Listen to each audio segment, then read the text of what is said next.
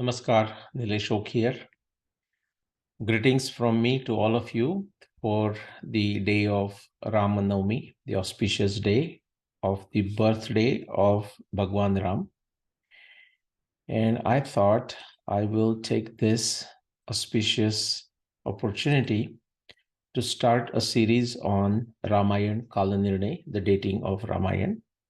As a number of you may know, my book is already out there for almost 10 years now, The Historic Ram, or in India, it is published under a different title, 12,209 BCE, makes it actually easier. It tells you exactly when Ramayana happened. Ram Ravan Yuddha in 12,209 BC. This series that I am beginning today, I am starting one in Marathi. I am starting one here in English. And in future, at some point, when I bring all my wits together, I may start one in Hindi, but that is going to take time. In the meantime, feel free to listen to either one in English or in Marathi or both. You will get different insights if you listen to English and Marathi. Okay, so they are not just word to word the same thing. I started one one on Mahabharat a while ago in Marathi. And the reason being, in English, I have most of my talks are in English. So there is a lot of material in English already. So no need to start a separate series for Mahabharata dating. But I have not done that much on Ramayana. Again, I'll tell you the logic behind it, because where many of the other researchers, where they have claimed the timing of Ramayana is essentially, I have shown to be the timing of Mahabharata.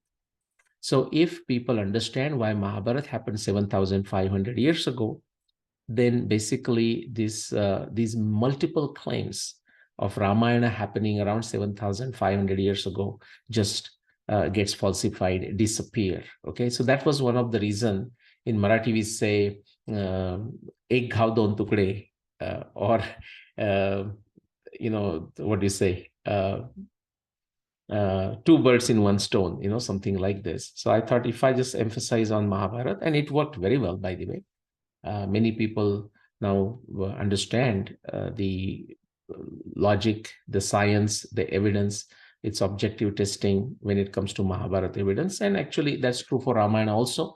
But I have not given enough lectures on Ramayana, or have not evaluated or explored the Valmiki Ramayana evidence as much as I have done the Mahabharata. So this particular series is not meant to be a substitute for reading a book. No. So I'm going to encourage all of you to read the book. Let's see. Okay, so this is part one, today being the Ram Navami day, 30th of March. Few words that I wrote down there: Shraddha, Pramana, Viveka, Upasana, Abhyasa. All of this, and a decent level of expertise in all of this is required if you want to understand this. When I published my books before 10 plus years ago, I used to say, oh, this is easy stuff and everyone will understand it easily. I was wrong. Now, I would say, because I was doing this for many years, and maybe by Bhagwan's Kripa, I had just that aptitude, you can say, for these specific subjects. So maybe I thought it was easy. It is easy to me. I mean, discovering something is not easy to me. I get stuck on Tantra Yukti and Tarka Shastra and finding the evidence and how to objectively test the evidence, how to bring the pieces together, how to look at the Pathabhed, how to, what to do with the interpolations and so on.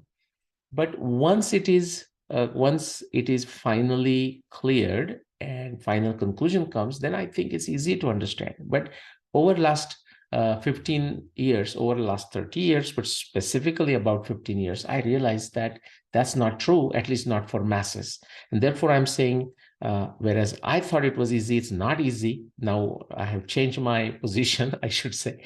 People need to have this cannot be a casual interest. It will not happen. You have to have a Shraddha that can do a lot. because the Shraddha stops people from asking or objecting foolishly. Now, that is not to say we shouldn't object. We must object. Okay. But some very, what you say, digressory, time wasting objections can be avoided by pure Shraddha. Okay. Because if you start doubting the person, okay, is he telling me the truth? Okay, whatever he's saying, whatever he's quoting from Valmiki Ramayana, does it really exist? Actually, we should have that doubt, okay? Because there are hundreds of such folks out there claiming to be Mahabharata researchers, Ramayana researchers, both in the East and the West, who will do this fakery. They will quote something that even doesn't exist in the original text. So yes, that Saucha is important. But when you're trying to understand a certain point of view, certain evidence or objective testing of certain evidence, those having those doubts is not very useful. Therefore, Shraddha becomes important. Understanding what evidence is, understanding what scientific acumen is, understanding, not understanding, having that common sense attitude, okay? A sharp common sense attitude, not ordinary common sense, is viveka, very important. Upasana, that the person has a sufficient background knowledge in Valmiki Ramayana, Mahabharata, astronomy, science is important. And the person should be willing to put some efforts when something doesn't make clear to that person. Person should be willing to put the effort, like understand the nakshatra, the names of the nakshatra, the sequence of the nakshatra, the yogatara of the nakshatra, their nuances.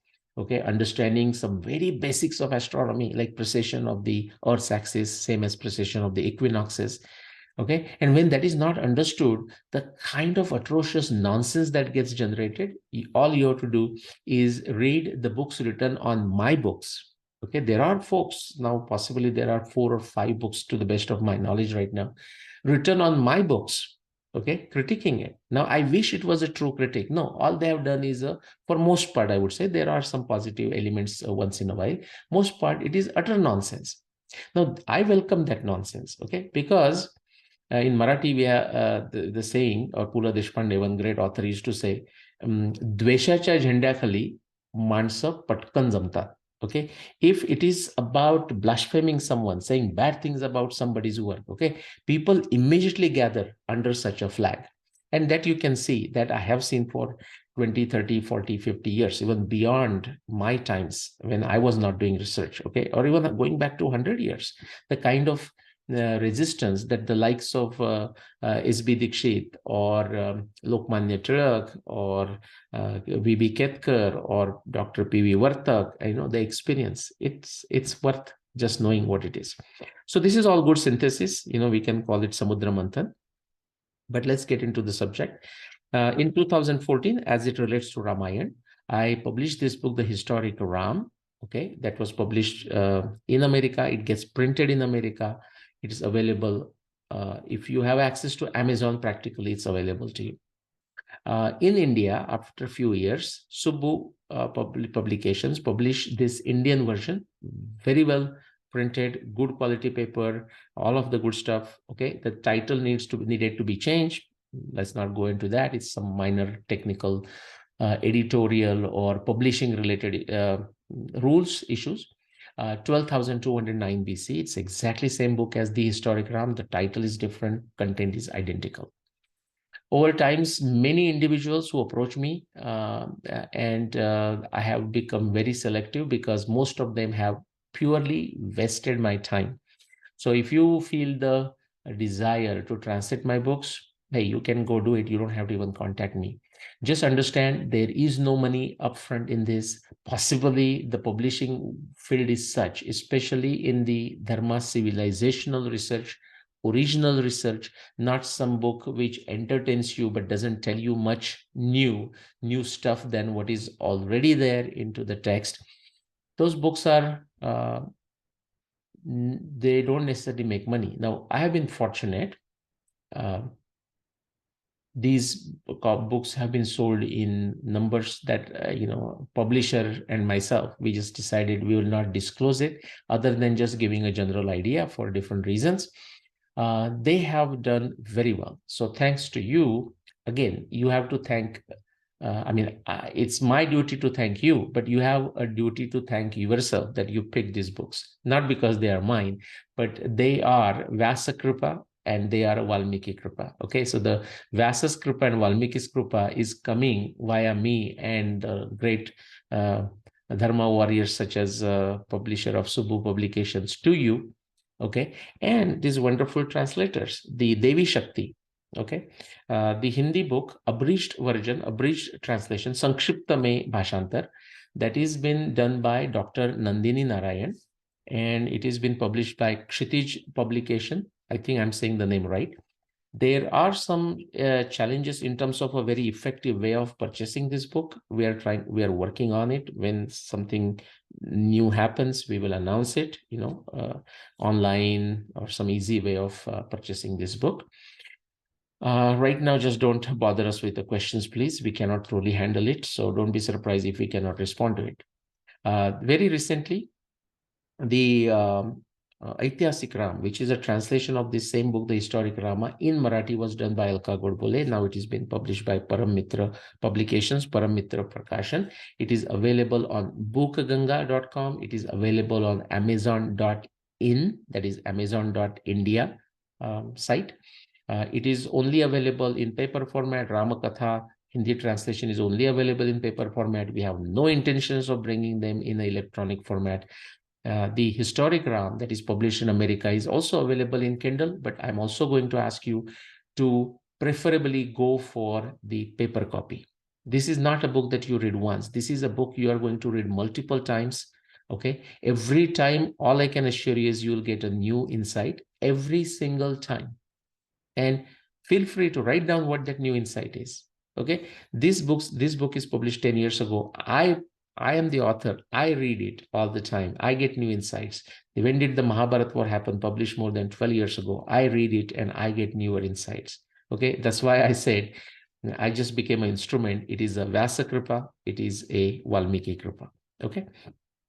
Quickly, how do we handle this? The doubt clearing machine. In the modern science language, we call this the logic of scientific method, logic of scientific discovery.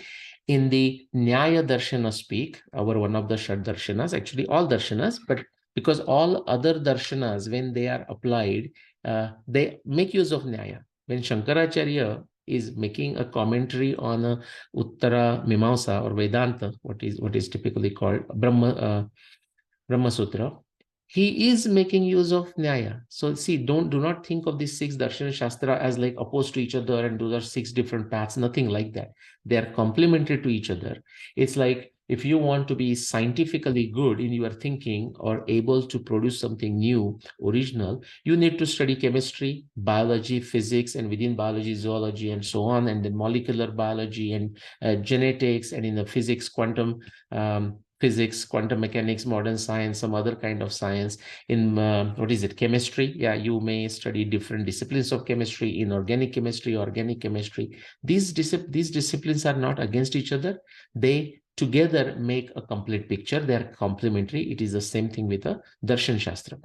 If you look at the central area, the doubt clearing machine and some of the words, you will see actually it's a combination of the definition of pramana, or how we find the evidence and how we understand the word, both from an epistemological personality, like, what is it means to understand at the fundamental level, to comprehend, and the ontological, like essentially understanding how much we can understand in objective fashion, what are the limits of our knowledge.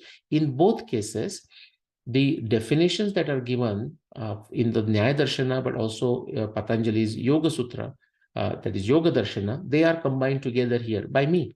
Okay, so Pratyaksha Anumana Upamana Shabda Pramanani is a one sutra from Nyaya Darshana. Then in the Yoga Sutra, you have Pratyaksha Anumana Agama Pramanani. So these are just playing with the words, guys. Okay, so again, please keep in mind, these are complementary to each other. In the modern science, we call this logic of scientific method. In the Nyaya Darshana speak, it would have been called Pararthanuman. How you actually do the research is a one thing. Well, same method applies at the end of the day, but you might be doing it a trial and error and different formats, sometimes random things, sometimes making blunders, mistakes. But finally, you don't want to bore people when you're communicating the success of your research with all of that, although it has a value. Then the framework is called Pararthanuman. Okay, and it's called Avayava, system. So that also is there. In a way, that's how I explain everything in all my books, in most of my talks, or all of my talks. Okay. All right. So now this has been used for Mahabharata. See, that's the beauty, the consistency. If the tool is so robust, it is to be used in any situation. And let me tell you, this is used by me for dating Mahabharata, the time figuring out the timing of Mahabharata, 5561 BC, more than 7,500 years ago. On the left side, what you have is a samshaya, like, when did Mahabharata, what happened? And then there are hundreds of claims, and that causes the samshaya. And finally, you go through with the use of this doubt clearing machine, samshaya nivarana yantra. And if you're successful, then you come up with the output. Hey, 5561 BC is the answer. All other answers are wrong. And what is the Siddhanta? That is our Prameya Mahabharata descriptions. Okay, tells us we can use them in a scientific fashion, objectively test them to know when Mahabharata what happened. We are going to use that same logic for Ramayana. Okay, again, descriptions from Ramayana. That's just a common sense. That kind of basic intellectual acumen needs to be built. Okay, and when it is not built, it creates disasters, and they are to be seen out there in public domain. Okay, you can read people's comments to me. And if I get time, I'll tell you my blunders as I was researching Mahabharata and Ramayana too. By Vyasa Krupa, Valmiki Krupa, I came out of those blunders very fast. Okay, otherwise I wouldn't be here standing in front of you discussing the dating of Ramayana or Mahabharata. Anyways, and same thing. In fact, in this case, the only word that I change is Mahabharata with Ramayana, and everything remains the same. How beautiful. Okay. Now, what I want to tell you is, if this said, these are written in Marathi there. Okay. So Ramayana Granthatil Varnanehi Ramayana Kalachi. Okay. The descriptions in Valmiki Ramayana are the descriptions of Ramayana times. The descriptions in Vyasa's Mahabharata are the descriptions of Mahabharata times. That's what the conjecture is, the guess is. Okay, it's a theory. It's not been established as a Siddhanta. It's not proved. It's not validated yet. What I mean by that is, when I'm discussing this, actually it's been validated. That's why it is in the book. But when you start, you have to very clearly state the statement of your theory. No other Mahabharata dating researcher, no other Ramayana dating researchers, even to this day, any living Ramayana dating researcher, any living Mahabharata dating researcher, other than yours truly, do not dare state the statement of their theory. For example, like this, the Ramayana descriptions, from Valmiki Ramayana are the descriptions of Ramayana times, or going back of the Mahabharata times. Now, there are many different disciplines, many different descriptions. They can be tested by many different types of sciences. The way I've done it is using astronomy, because that is the only way. That is the only way to get a precise and accurate answer. Now, whether we can get a precise and accurate answer depends on many factors, whether the evidence exists or not, whether we have a ability to test them, whether we can understand the translation in a consistent fashion, whether we have developed science and technology to objectively test them, because we are testing the past. Okay, the past, what happened in astronomy sense. Fortunately, the answer to all of these questions are yes, yes, yes, yes, yes, and therefore we could test. Now, therefore, everything remains same, except instead of just saying descriptions of a Mahabharata text, descriptions in the Mahabharata text, now this will say the astronomy descriptions in the Mahabharata text are the descriptions of Mahabharata times. And we are going to do the same thing for Ramayana. Astronomy descriptions in Valmiki Ramayana are the descriptions of Ramayana times. Okay. And then if we are successful, we will have an answer. I was successful. 12,209 BCE is the year of Ram Ravan Yuddha. 5561 BCE is the year of Mahabharata war. So what do we need? As I walk you through this journey, keep in mind that you need to read the book. You need to listen to all other available videos of mine about the Ramayana dating, about the Mahabharata dating, because they are connected. Mahabharata quotes Ramayana all the time. So Mahabharata is long after Ramayana. Okay. You will not see Ramayana quoting anything from Mahabharata. In fact, if it does, like occasionally it does, one or two places in Uttarakhand, what does that tell you? That these are interpolations. Okay, they are added in the recent times. By recent, I mean in the last 7,500 years after Mahabharata, okay, into the text of Ramayana. So sometimes you will see this. For example, in Uttarakhand, one place there is a mention of a Krishna, and people just go gaga. Okay, what do I do with it? Well, if you are studying, if you have improved your intellectual acumen, scientific acumen, then you will not be surprised. There are part of it, there are interpolations, and so on and so forth.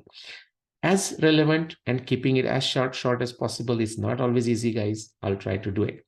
So now to do this, what do we need? Remember that doubt clearing machine?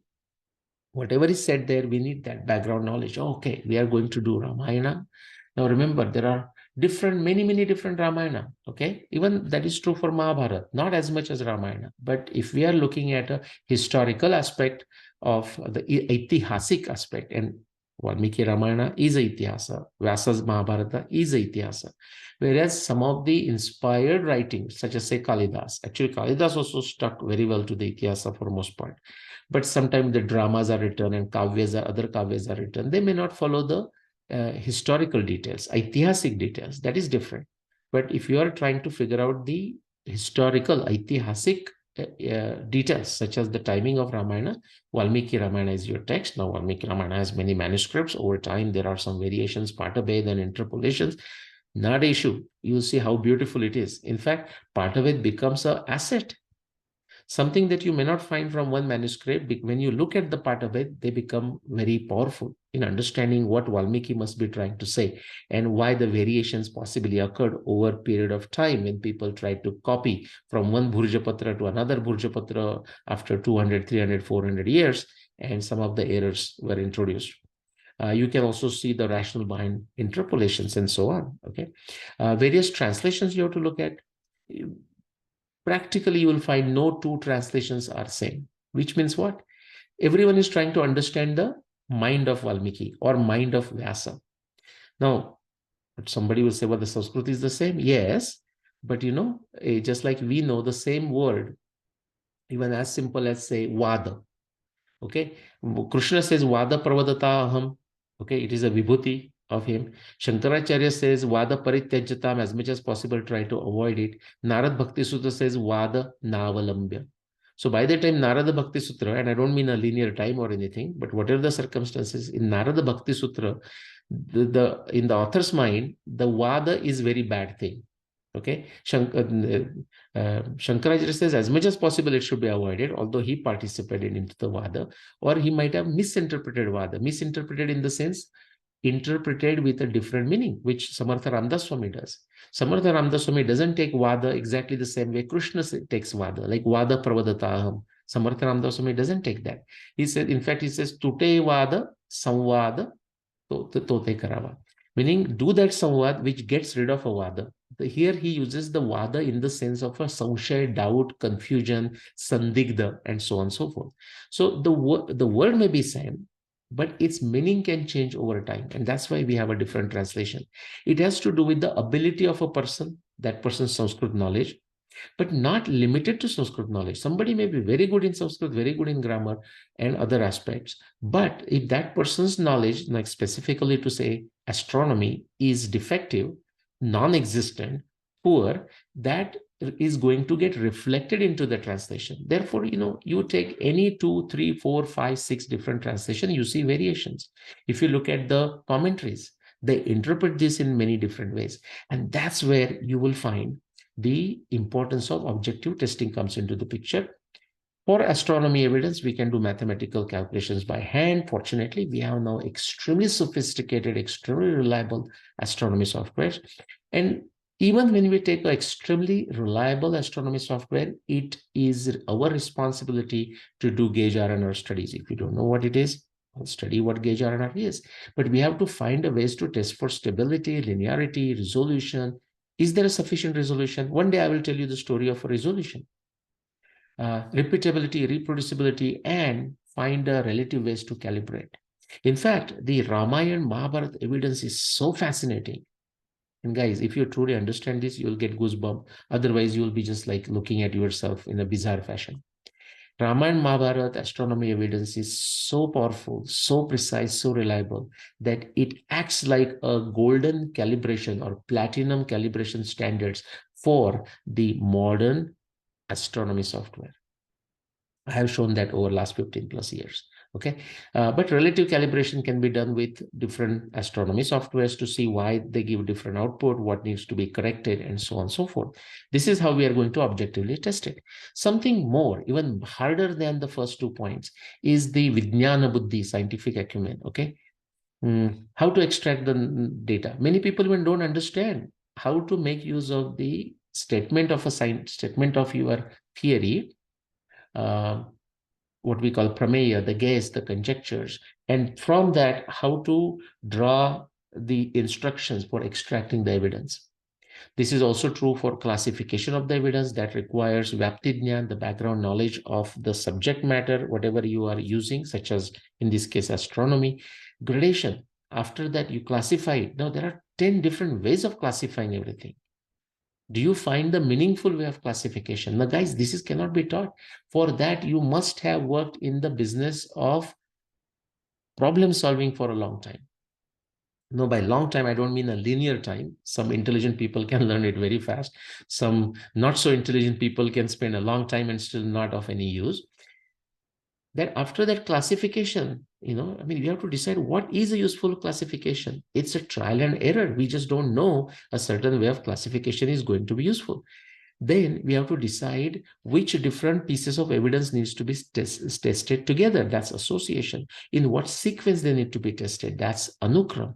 And based on all of this, it might tell you, just might, that which evidence is most crucial, which should be tested first, or even if you don't test it first because you cannot, it is very most crucial, because crucial experiments, crucial evidence leads to crucial experiments, and crucial experiments, if successful, create revolutions.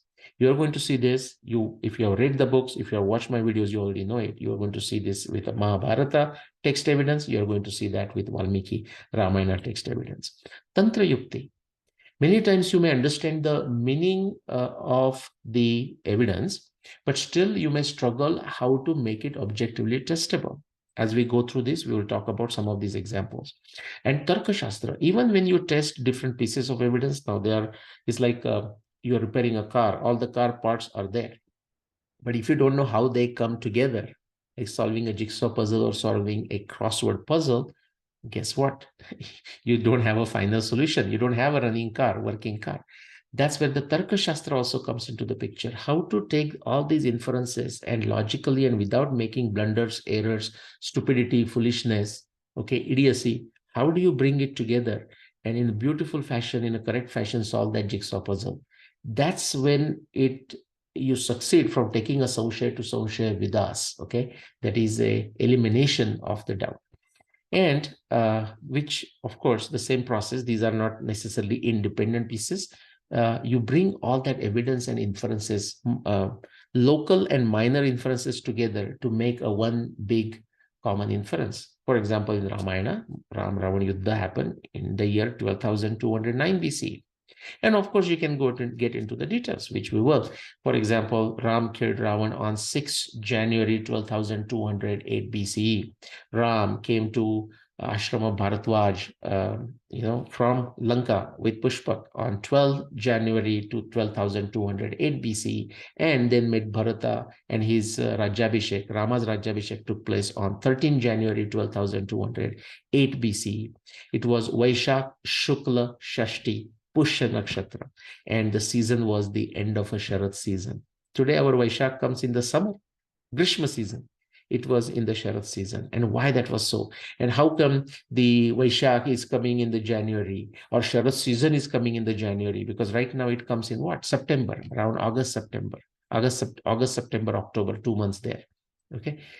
What is happening with the calendars? For all of this requires a refined sense of intellect, refined sense of scientific acumen, and ability to do tapasya, upasana, abhyas with Tantra Yukti, Tarka Shastra, and the evidence. All right, that's it for today.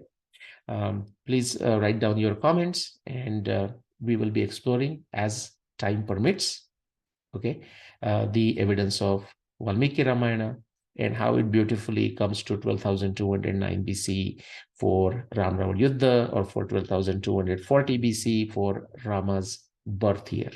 Okay. Look forward to seeing you soon. Please write your comments related to this video only in the YouTube comments, because now the different channels, like, me reading YouTube's, not YouTube, forgive me reading emails, me reading comments on Twitter or Facebook, usually those are the kind of a key areas, is going down. Yes, they will be still read. I have a volunteer team. They have already started doing this. Many times they respond to you, but just so that you know. Of course, I do get to see it. When time permits, I come. Sometimes you'll see me making lots of comments, other times no comments, or other times you may not know exactly who's making a comment, but my volunteer team is able and becoming more and more capable, so that they can actually do it on my behalf. Okay, so to keep the comments together relevant to what you are watching, it's important that you give the comments in the YouTube. All right, and that's it. Again, greetings to all of you on this auspicious day of Ramanavami, 30 March 2023. You want to know how many years Rama was born? All you have to do is take that number 2023 and a simple addition, add it to the Rama's birth year, 12,240 BCE. So 12,240 plus 2023 is how many years ago Bhagwan Rama was born in Ayodhya. Namaskar, Jai Siya Ram.